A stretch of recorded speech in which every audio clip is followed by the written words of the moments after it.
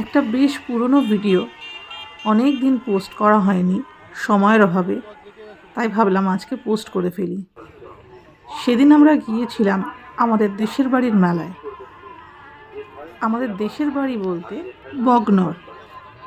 ধামুয়ায় নেমে বেশ খানিকটা ভ্যানে করে যেতে হয় বগনর, আর সেখান থেকেই আর একটু দূরে গেলে আলিদার মেলা।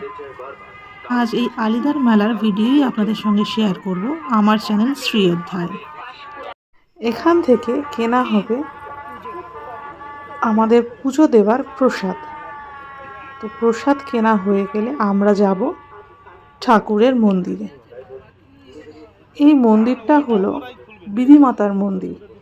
এখানে কিন্তু প্রসাদে ফুল দেওয়া হয় না, দেওয়া হয় ধুল ফুল, অর্থাৎ ধুলো।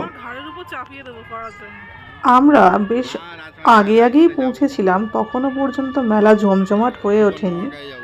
আস্তে আস্তে লোক জমতে শুরু করেছে, তো সেই জন্য মেলা বেশ ফাঁকাই তখন। এই মেলায় এলে আমার ছোটবেলার প্রচুর স্মৃতি মনে পড়ে। আমাদের দেশের বাড়িটা এখন আর আমাদের নেই, সেটা বিক্রি হয়ে গিয়েছে, কিন্তু এই মেলায় যাওয়ায় পুরনো সেই দেশের বাড়ির স্মৃতিগুলো টাটকা হয়ে ওঠে। চলুন দেখি কি প্রসাদ কেনা হলো। বাবা এখানে বাবার শৈশবের গল্প করছে। বলতে গেলে বাবার ছোটবেলাটা কেটেছে এই গ্রামে, তো প্রচুর স্মৃতি, সেই স্মৃতির রোমন্থন চলছে। চলুন, প্রসাদ কেনা হয়ে গেছে, এবার ঠাকুর মন্দিরের দিকে যাই আমরা। ঠাকুর মন্দিরে যাওয়ার রাস্তাটা খুব সুন্দর করে লাইট দিয়ে সাজিয়েছে। গ্রামের মেলা যতটা সুন্দর হয় আর কি।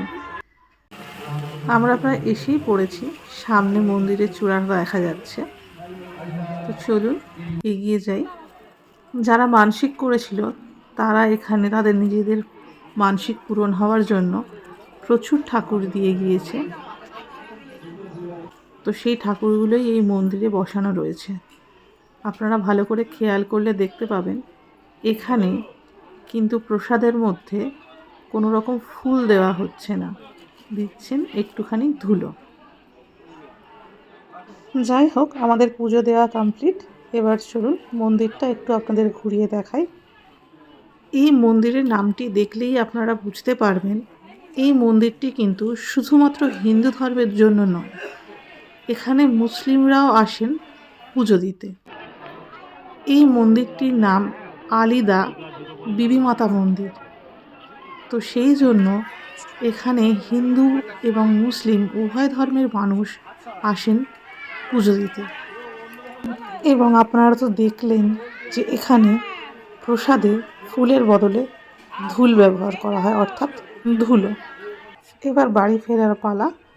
চলুন বাড়ির দিকে রওনা দিই। আজকের ভিডিও এই পর্যন্তই।